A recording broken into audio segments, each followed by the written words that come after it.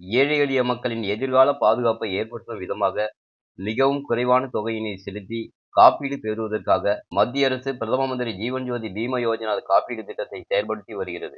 குறைந்த வருமானம் கொண்ட குழுக்கள், தினசரி ஊதியம் பெறுபவர்கள் மற்றும் கிராமப்புற மக்கள், சிறு தொழில் செய்பவர்கள், சிறு வணிக உரிமையாளர்களும் இந்த திட்டத்தின் மூலம் இணைந்து பயன்பெறக்கூடிய வகையில் மத்திய அரசு இந்த காப்பீடு திட்டத்தை செயல்படுத்தி வருகிறது.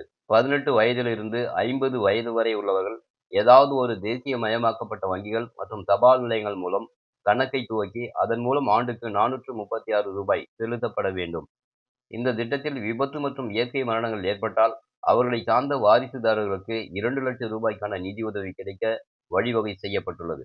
வேலூர் மாவட்டத்தில் இந்த காப்பீடு திட்டத்தில் 1,10,000க்கும் மேற்பட்டோர் இணைந்து ஒவ்வொரு ஆண்டும் பிரிமிய தொகையினை செலுத்தி வருகின்றனர்.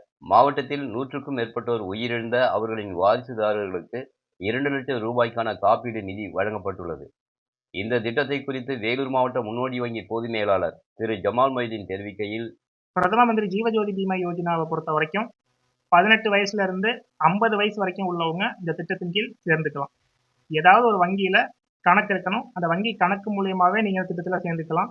இதுக்கு வருடாந்திர பிரீமியம் ரூ. 436. இந்த திட்டத்தில் இருக்கிற காலத்துல உங்களுக்கு ஏதாவது நேர்ந்தால் நீங்கள் யாரை வாரிசுதாரர் நியமிச்சிருக்கீங்களோ அவங்களுக்கு 2 லட்சம் ரூபாய் இன்சூரன்ஸ் கிடைக்கும். இதுதான் மிக குறைந்த பிரீமியம். இது வரைக்கும் வேலூர்ல மட்டும் 1,10,000 பேருக்கு மேல திட்டத்துல இணைஞ்சிருக்காங்க. தேசியமயமாக்கப்பட்ட வங்கிகள் மூலியமாக நிறைய பேர் இணைஞ்சு இதோட பயன்களை அனுபவிச்சுக்கிட்டு இருக்காங்க.